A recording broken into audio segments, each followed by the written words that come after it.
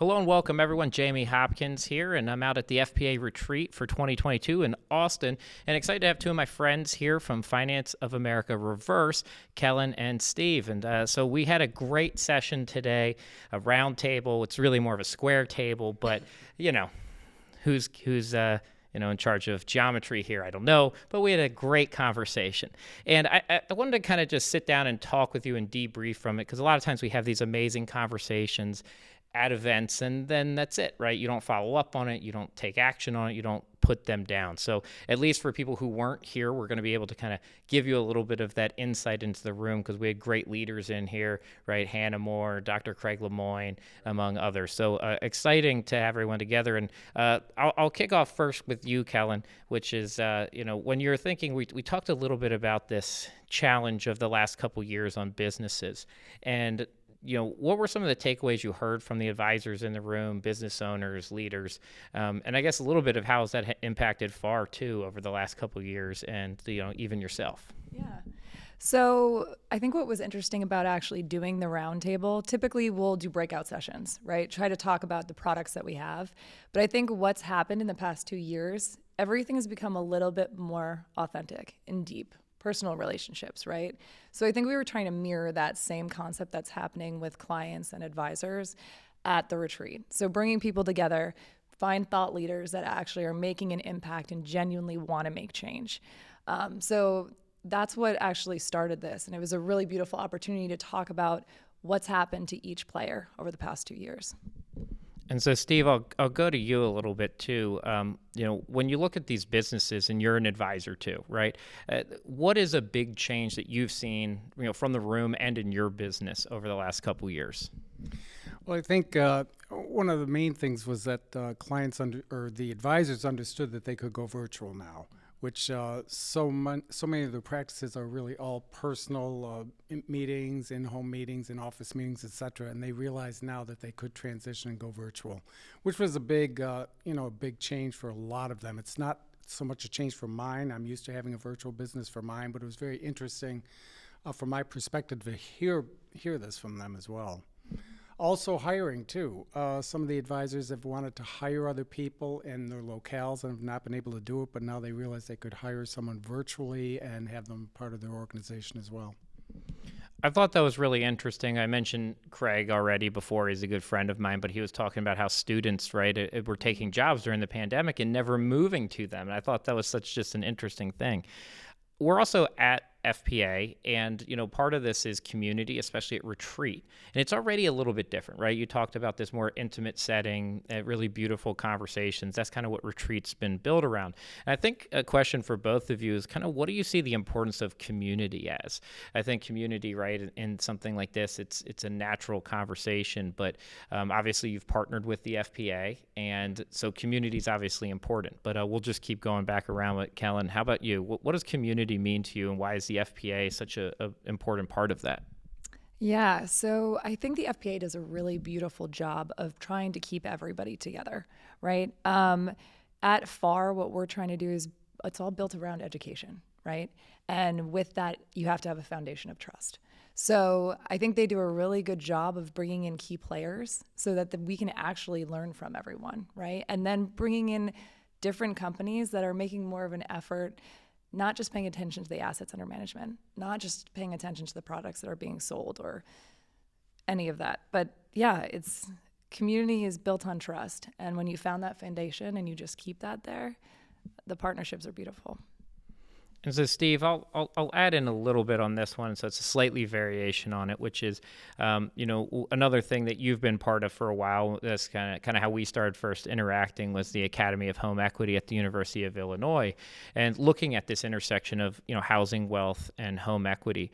But you've taken that like a lot deeper over the years too, and going to events, working with advisors, and working on bringing that knowledge into the communities. So what have you found that's been kind of successful in bridging that conversation, right? You are an advisor, you know that world, and this housing world, and you've been involved with this academic work. So there's a combination there I think is really interesting from a community standpoint. Very interesting question. I think I'm going to kind of go back to what we were talking about, community as well. And I think it's the interpersonal relationships. I mean, everything can be done virtually, etc. However, there's meetings like this retreat which are just invaluable, and just being able to sit down with someone and have that conversation. And I'm finding that in my role with Finance of America Reverse, where I do a lot of education training with financial advisors. It's been virtual for the past 2 years, but now it's really opening up, and I'm getting all sorts of calls. Come out, we want to see you, we want to see you. It's been 2 years, we miss you, and I think that's what it's all about, really. I love that. And I think it segues next to another question I wanted to ask, which was about client communications. We were listening to the room about, how did that change, right? We went virtual, but then what was the format of the questioning? And I thought it was really interesting. I think Hannah Moore and a couple other people brought this up, was that like the style of communications and the content changed. And so, we'll go, Steve, I'll come back to you and then to Kellen this time. What were some of the things that you heard in that meeting that you just kind of found interesting today? Well, I found it very interesting that and this is interesting because it's not my experience. My business is pretty much advisory, and it's been virtual for years. And my client conversations are about a dinner a year per client, and that's about it. But a lot of the advisors who are here have more day-to-day type of meetings with their clients. They meet with them often, talk to them often. And so when COVID hit, I think it was really a type of an emotional thing for them. They were more interested in talking about the impact of COVID on their lives rather than the finances and the financial changes. And so what I was hearing today was they were having more conversations with their clients, and not necessarily about investing, but how's life, what's happening, I'm here for you, that sort of thing.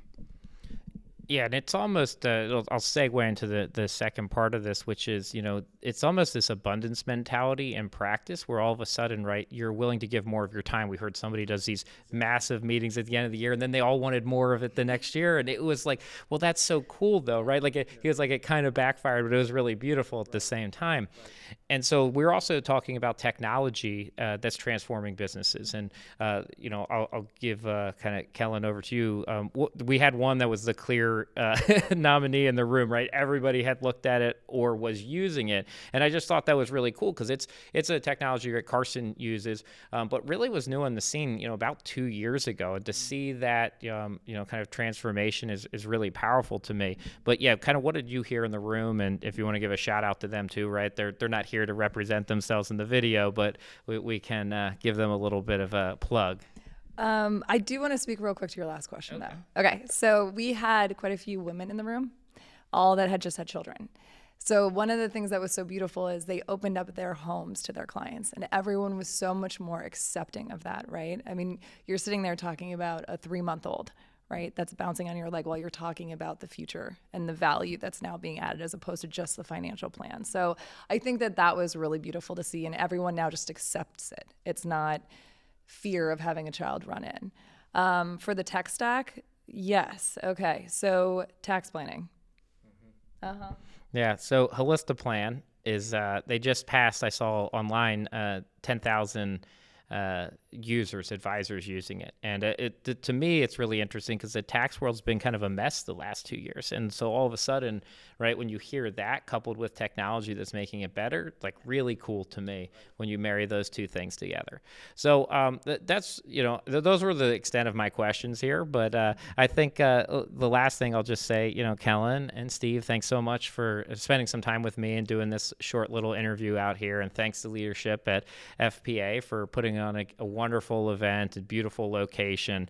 And if you haven't been before, I'd say definitely check it out if you're an advisor. It's a great atmosphere. It's different than FPA National or Excel or some of the other events that are out there, even the local chapter ones, which are great. I was in one on Friday, so I have that experience of local chapter event and retreat back to back here. But thanks everybody, Kellen and Steve and FAR and FPA. Thank you for putting on an amazing event, and everyone else, thanks for joining us in this video.